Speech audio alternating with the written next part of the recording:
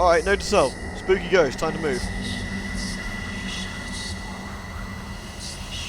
Maybe I should get a safe distance.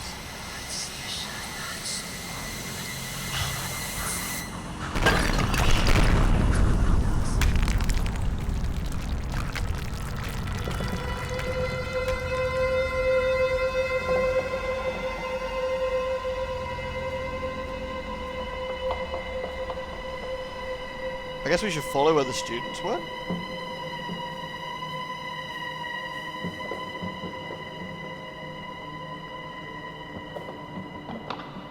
That's not... wait. That's north, I guess. Yeah, that makes sense.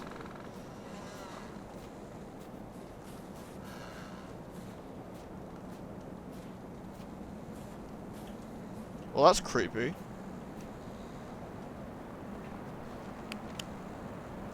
Well, there's the stones. Well, that's where the spookiness happened.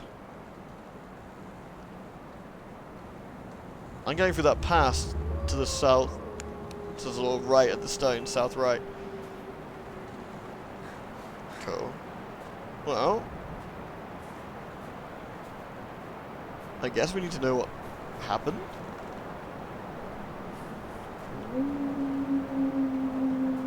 Oh, good. So I got killed by a spooky ghost and now there's wildlife to contend with. How did I even get here? I don't even have any hands or legs. What a scam.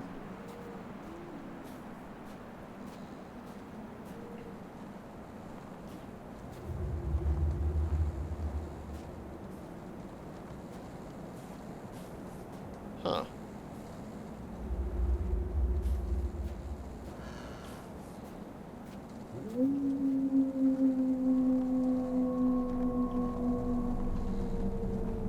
Well.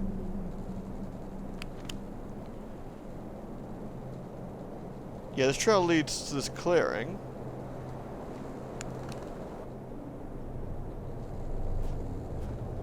If I go up here, at least a load of trees or something?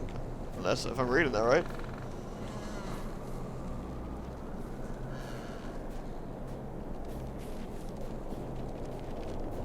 Considering I now know I'm not alone out here. Hello? That looks like something glowing to me.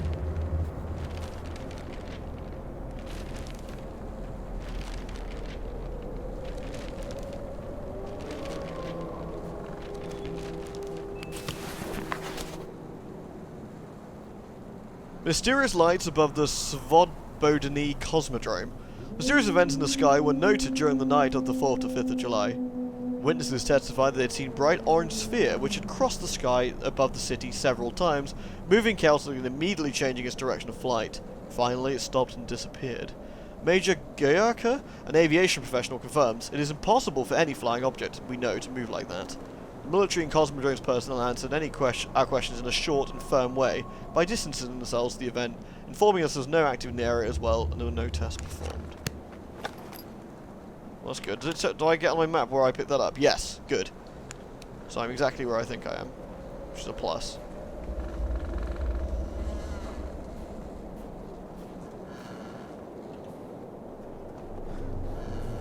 So what the hell killed me at the stone circle?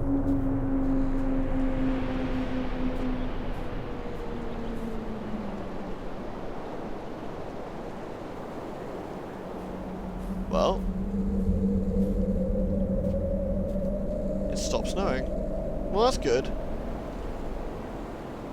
It's gotten foggy. That's bad.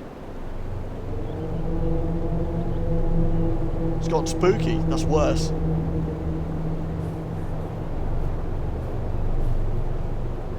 I guess I'm here to find out what happened.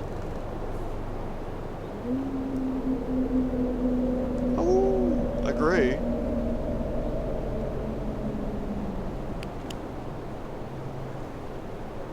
I think I'm in this foresty area.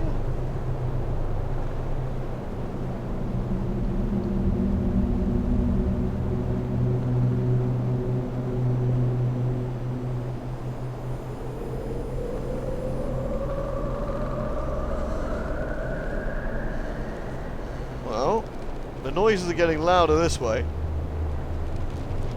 It's a good sign, right? I'm convinced that's a good thing. Yep, there's another notepad. Yoink. We are sitting in room number 23, although sitting might not be the right word because we are running around trying to finish up packing anything else we could need. Food cans, tools, essentially whatever we get our hands on. We want to be sure that we took everything we could possibly need. We're running out of time. Damn it, where did I put my belt? I'm sure we forgot about something. We're almost ready. We lost the knife. We're counting the money. We're leaving the room in a complete mess. So, we made it to the train station. We're singing all the songs we know and making up new ones as well. Everyone is so excited. Finally, at around 3 a.m, we go to bed. I wonder, what is awaiting us when we get there? What will we see? How far will we make it? I hear the rest of the group breathing peacefully, and it's snowing outside.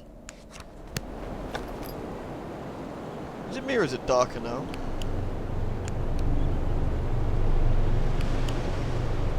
Ah, so I've gone south.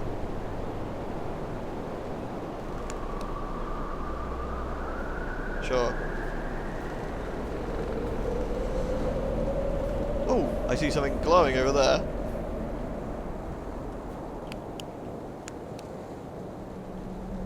Whoa. Okay, spike traps. Right, so on my list of scary things, spooky ghosts. Spike traps. More spike traps. Alright. Spike traps are a big problem. So I need to stay near the trees then, since it's harder to make traps like that.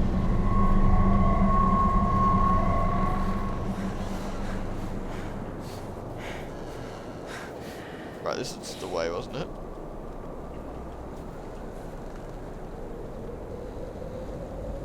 We stay near these trees. The grass.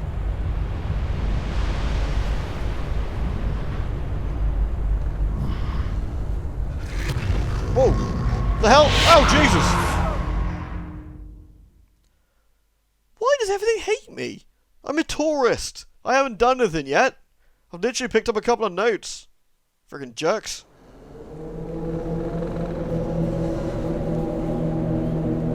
Alright. Take 3. We can do this. It's an orange light I need to be careful of, isn't it? Mr. Orange Light Man is hanging out over there somewhere.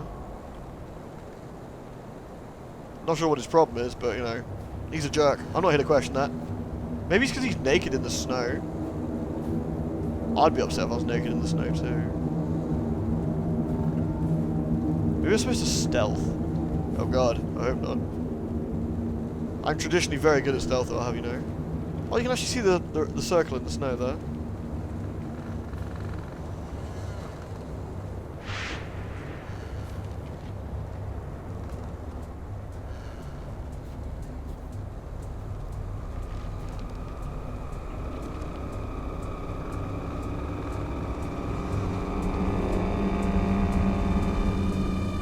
Sweet. How the hell do we get up there then? Assuming Mr. Naked doesn't give me any grief.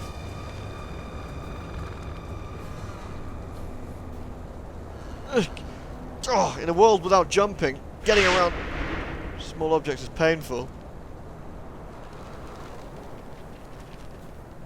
No, seriously, how do I get up there? That looks important. Must be a way round.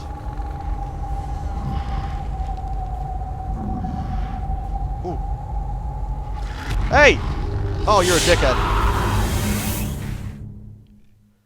It looks like you can't see me very well. Danger may appear everywhere. No kidding. Danger is angry. Danger's got like a personal vendetta against me. Not quite sure why either.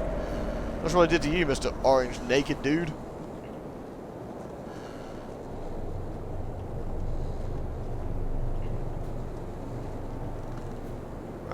theory, I can see the circles, yeah.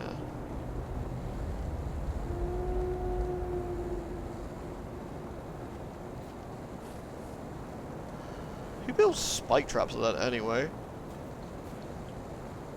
Pricks, that's who. I guess he's moving as well around here? Can't even punch him. Found that quite upsetting.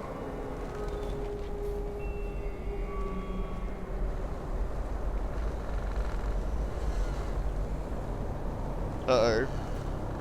Oh no, we're good.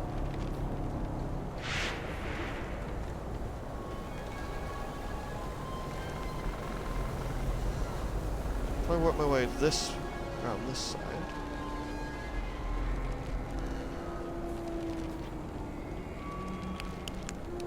The lack of light worries me. There's a bridge. Oh, hello. I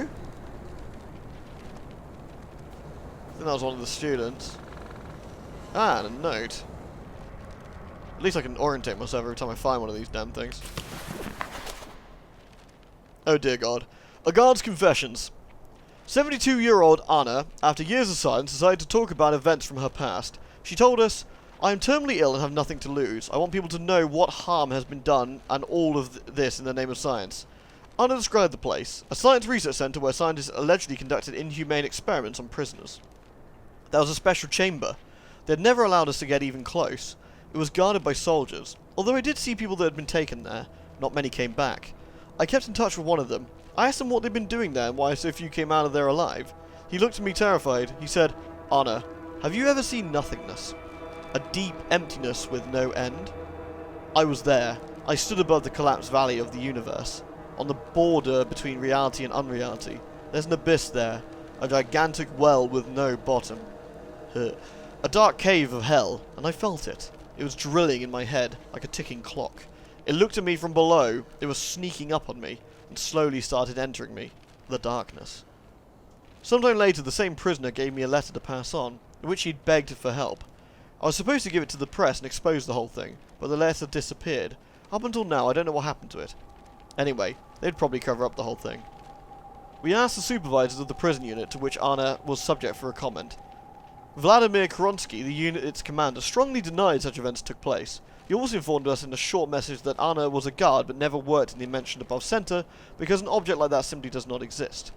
He sent Anna's employee record as proof that in the years between 1940 and 50, she worked in Shashnowa prison, also known as Special Object Number 10. She'd been let go from this facility due to mental illness. A copy of her health record and medical certificate were attached. Now, where are we now then? Ah, we're down here, so I guess we can work our way round? Let's try at least.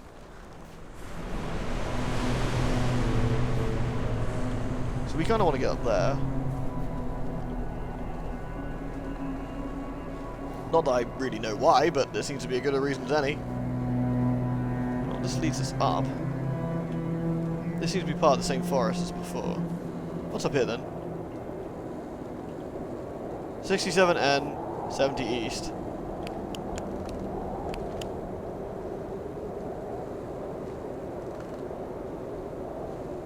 Well, since I can't mark the map, it's not super useful to me. At least not that I can tell. I wonder where this goes. Well, at least Mr. Nude Orange Dude ain't giving me any lip up here yet. Wish I could ask him what his problem was. Though if he speaks Russian, I might be a little bit stuck.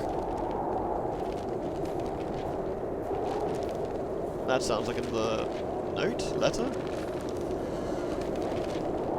Spooky totem. Alright. Seversk. It is a closed city in Tomsk Oblast, Russia. Sorry if I butchered that, apologies. Located 15 kilometers northwest of Tomsk on the right bank of the Tom River, and is in the hands of Rosatom, the Federal Atomic Energy Agency. Founded in 1949, it was known as the Pyatyi Pochtovi? Literally the fifth postal. Town status was granted to it in 1956. It comprises several nuclear reactors and chemical plants for separation, enrichment, and reprocessing of uranium and plutonium. The headquarters of the Russian Research Unit for the Natural Phenomenon, until 1991 called the Soviet Research Unit, The unit's activities concern research on occurring natural disasters in Russia. Well, it's gone bright again, and we are at the top of this little trail at this point.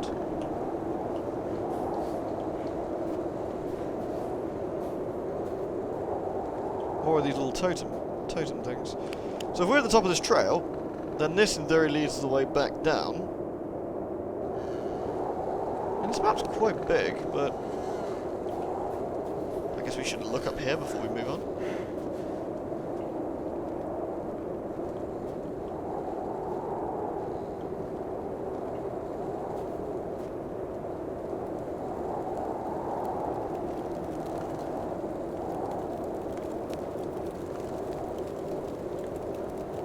It's probably a good sign.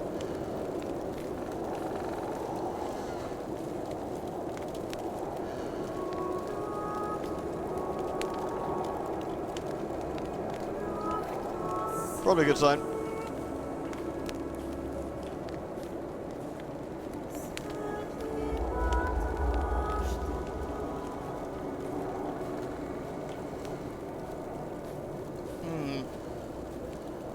I know expert at spooky phenomenon,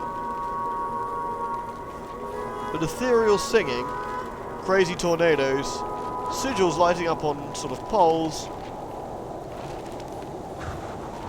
which finally leads us to this volcano with lights.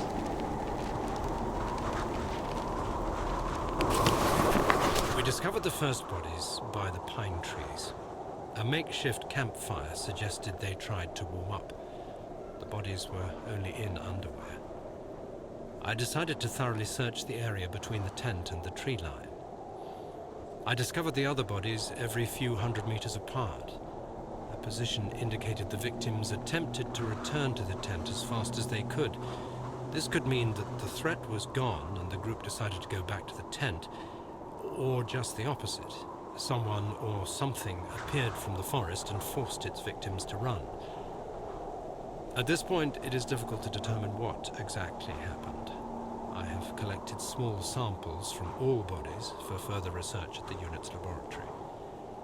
I discussed this situation with the rest of the rescue team, and afterwards they focused on the visual inspection of the tent and areas by the trees, and I entered the forest.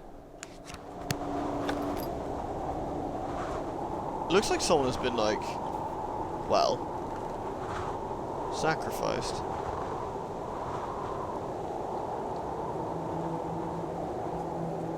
Everything seems to have gone back to normal. Still that red light over there. I guess that's the next thing to aim for. Cool, well this makes an interesting start. I'm currently intrigued. I'm slightly spooky. There's a random naked dude after me, and there's ethereal singing. And corpses. All of my favourite things in one place. Hope you enjoyed this first set. From what I understand, this game is not super long, but it should give us a nice brief mystery, I think, from what I understand. And yeah, thoughts, feelings, excitement, disappointment, do let me know. I'll be interested to read them. Thank you so much for watching. I really hope you enjoyed this, and next time, I guess, more exploring? I guess that's where we currently are? That second red one there? I guess that's where that hill is. That means I'm not quite where I thought I was. Which is interesting. And puzzling, to say the least. I'll see if I can reorientate myself. Assuming I am... This looks like I'm here. That looks like this altar. So someone was sacrificed in this altar, maybe? Who knows? We'll head back down the trail. Anyway, thanks for watching, guys. Until then, bye-bye.